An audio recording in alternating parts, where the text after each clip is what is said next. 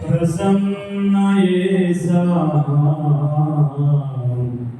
स्वीकृत स्वयं हरि यै जन्मलब्धं ऋतुवार्ताजिरे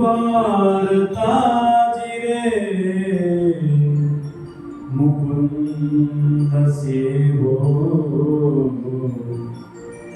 परिकं स्पृहारिणः मुकुन्द सेवो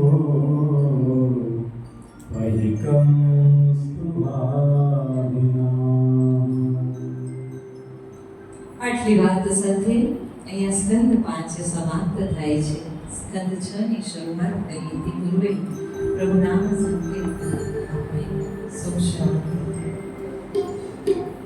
जहाँ डाल डाल पे सोने की चिड़िया करती है बसेरा, वो भारत देश मेरा, वो भारत देश मेरा।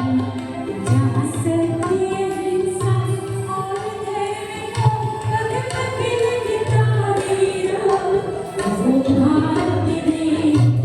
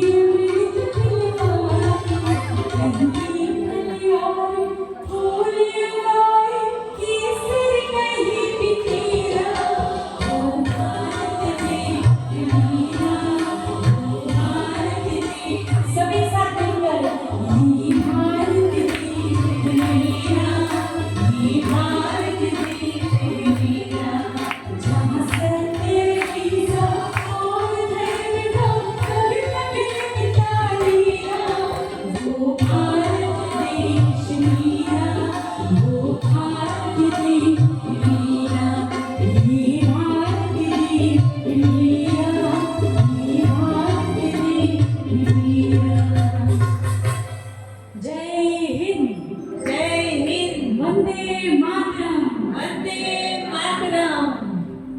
બધાને એવો વિચાર આવ્યો કે ભાઈ આ પ્રભુ નામ સંકીર્તનમાં આ ભારત દેશ વચ્ચે ક્યાંથી આવ્યો? બરાબર છે, આપણા દેશનું નામ ભારત કેવી રીતે પડ્યું, ક્યાંથી પડ્યું, કોના પરથી પડ્યું એ આપણા શાસ્ત્રએ આજે આપણને બતાવ્યું. માટે આપણે આ દેશભક્તિનું ગીત ગાયું. આ ગીત આપણને દેશનું જે ગૌરવ છે એ અપાવ્યું. છઠ્ઠા સ્કંદની શરૂઆત શ્રી ગોવર્ધનનાથજીનો ડાબો ગુરુ પોષણ લીલા, ભગવાનનો અનુગ્રહ અને કૃપા એ વાત કરે છે.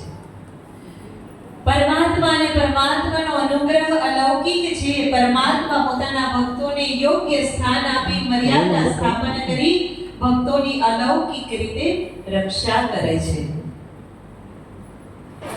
પરમાત્માના સામર્થ્યનો અનુભવ ક્રિયા રૂપે અથવા તો અનુગ્રહ રૂપે ફક્ત ને ફક્ત પરમાત્માના નામ સ્મરણ, પરમાત્માના ભગવાનના સ્વરૂપ ધ્યાન કે ભગવાનના સ્વરૂપના અર્ચનથી જ થાય છે. એટલા માટે આ સ્કંદમાં 3 પ્રકરણ છે. તે છે નામ પ્રકરણ, નામ સ્મરણ પ્રકરણ, સ્વરૂપનું ધ્યાન પ્રકરણ અને સ્વરૂપનું અર્ચન પ્રકરણ. આ સ્મરણ, ધ્યાન અને અર્ચન પ્રકરણ આપણે સમજવાના છે. અનુગ્રહ પણ 2 પ્રકારના હોય. ભગવાન કર્મ પ્રમાણે સૌને ફળ આપે છે, એ તેમનો સામાન્ય અનુગ્રહ છે. બીજો વિશેષ અનુગ્રહ છે